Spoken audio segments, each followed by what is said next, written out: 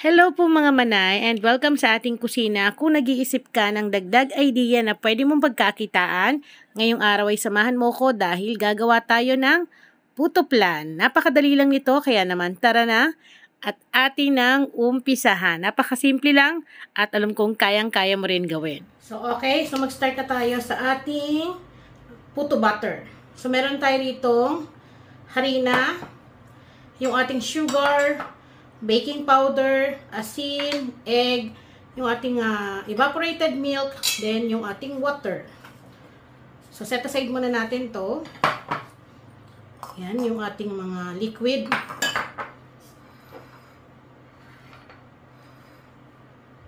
So, unahin natin yung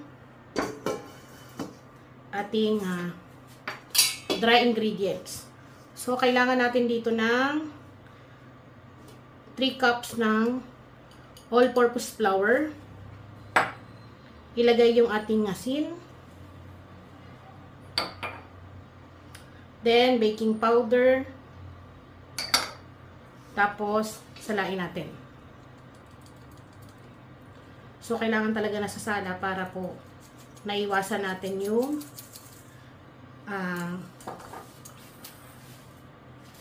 hindi natin ma-mix na maigi ang ating harina. So, yung ating sugar, white sugar ay pwede.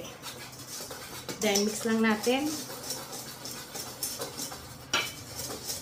Kapag nami-mix na, so dito meron tayong tubig at yung ating evaporated milk. So, lagay lang natin yan.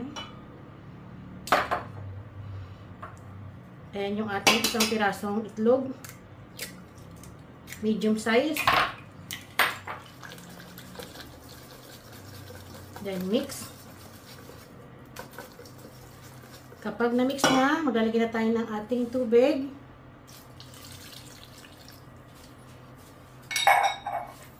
Next, yung ating French vanilla gamit ang flavor aid ng Bakersfield. So, maglagay lang tayo ng 1 tablespoon. Mix ulit natin. Saka natin isama yung mga natitirang harina sa gilid. Then, mix well.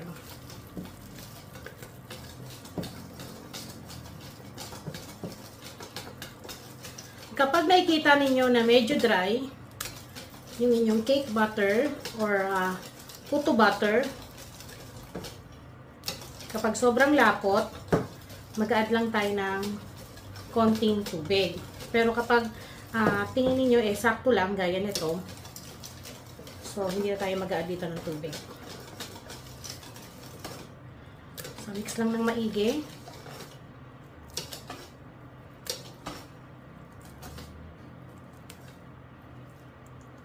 So, maglalagay lang ako ng konting oil.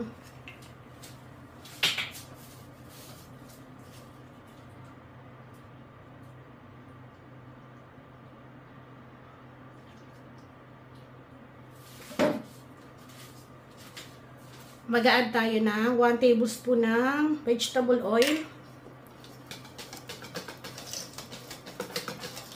Mix ulit natin. Then, once na smooth na, so yan, ganyan yung magiging itsura kapag na-mix ng maayos. So, napakadali lang. Then, pwede na natin itong i-set aside muna para magdiretso naman tayo dun sa ating leche flan. So, para naman sa ating leche flan, napakasimple lang. Kailangan natin ng 3 piraso ng medium size ng itlog.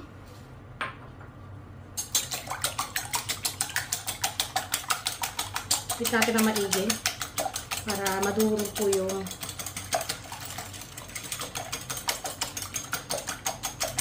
ating egg yolks.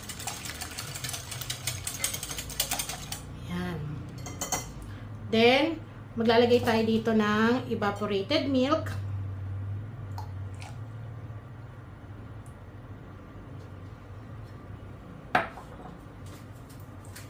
Sasabayan natin ng ating condensed milk.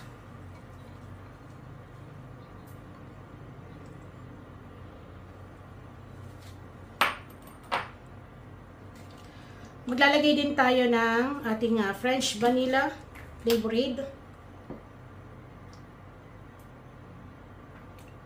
Half tablespoon lang. Then mix natin. Mix ng maigi. Dahil pagkatapos nito, sasalain po natin. So, mas mainam na salain ng 3 hanggang 4 na beses para po walang buo-buo.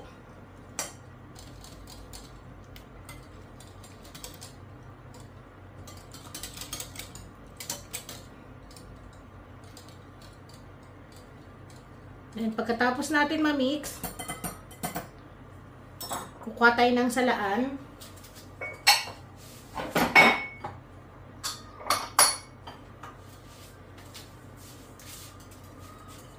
Bali dito, gagamitin ko na yung pinagsalaan natin or pinaggamitan natin sa harina. So, salain natin.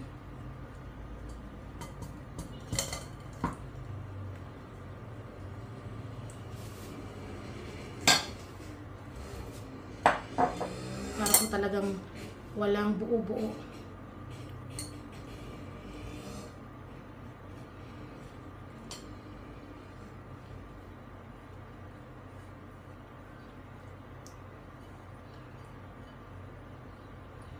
Ayan.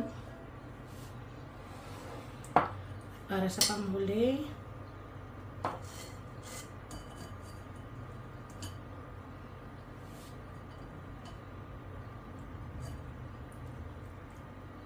Hanggang sa maging smooth siya.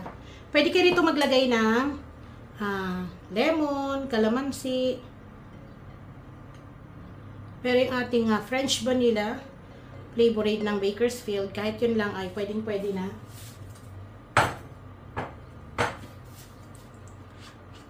So, once na okay na, nasala na natin.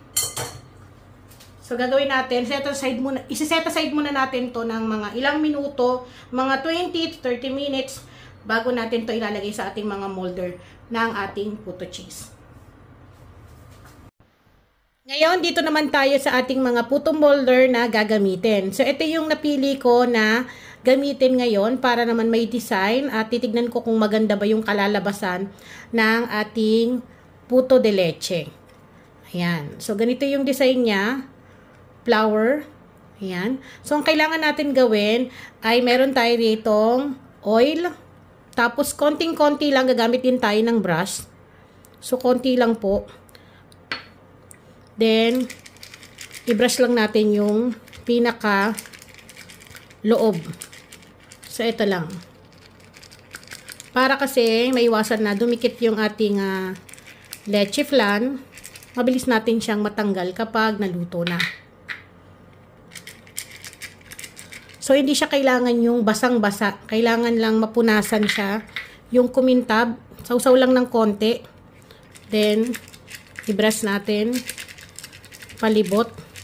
So, hindi ko na ito pinupunasan tong gilid para naman maganda yung alsa ng ating puto. Ganon ulit. Hanggang sa matapos natin itong lahat. Then, maya-maya maglalagay na tayo ng ating leche flan. Pero, kailangan na natin magpainit ng ating tubig.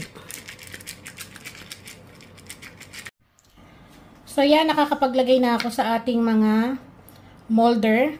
So, kailangan yung pinaka-gitna na to, nakikita nyo, umbok kasi yan. So, kailangan yan natin na matakpan.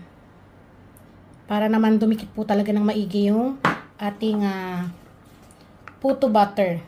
So, pag okay na, mga 2 tablespoons lang po yung sukat nito kada isang puto molder natin. Pero kung yung gagamitin nyo is yung large size, na normal na lagayan ng puto, mga 1 and 1/2 tablespoons lang yung pwede nyong ilagay doon. So, eto, pwede na natin itong isalang sa ating steamer. Then, lulutuin lang natin to sa katamtamang init. Kailangan yung tayantang lang para tayong nag-in ng kanin. Then, once na kumukulo na yung ating tubig sa ating steamer, so pwede na natin tong isalang. So, kailangan po hihinaan ng apoy o yung init ng ating steamer para po maiwasan na mag-scramble yung ating leche flan na parang itlog na binate. So, i-steam lang natin to ng 6 minutes sa katamtamang apoy, as in mahinang apoy. Then, makalipas ang 6 na minuto, once na nakikita nyo, ayan, flat na yung ibabaw niya, hindi na siya nag-i-slide na parang may liquid sa gitna, ay pwede na tayo rito maglagay ng ating puto butter. Huwag din pong pupunuin kasi yan po ay aalsa pa, kaya kailangan maglalagay tayo or magtitira tayo ng allowance para sa pag-alsa ng ating puto. Then ito po ay ating i-steam ng another 4 minutes hanggang sa maluto ang ating puto butter.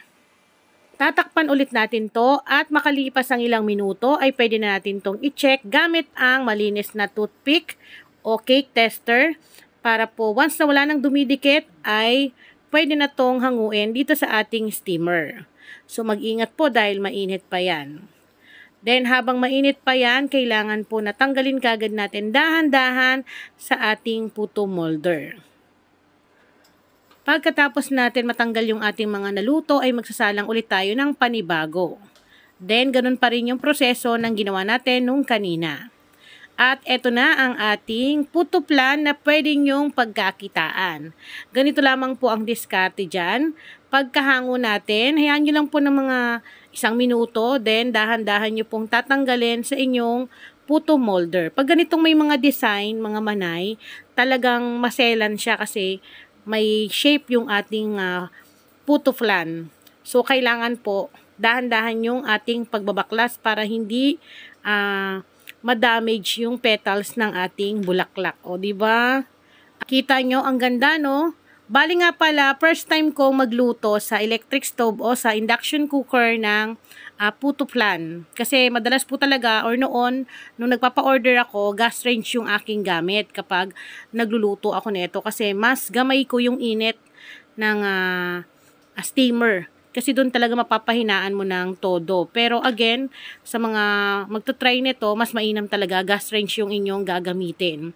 Mas gamay na gamay ko yung ganong gamit ng kalan. So, eto na nga po, dito sa ating recipe ay makakagawa kayo ng 23 pieces na puto flan or puto de leche. Magandang tignan kapag may design yung ating mga paninda.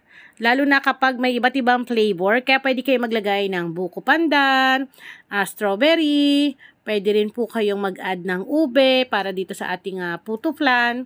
So, ayun lang mga manay, muli ako ang inyong madiskarting nanay at alam ko maraming magtatanong para sa aking ginamit na molder. So, ilalagay ko na lamang po yung link sa aking description box sa baba. Then, pwede rin naman kayong gumamit ng large size na ordinary na puto molder. So, ayun lang po. Magkita-kita po ulit tayo sa susunod. Paalam!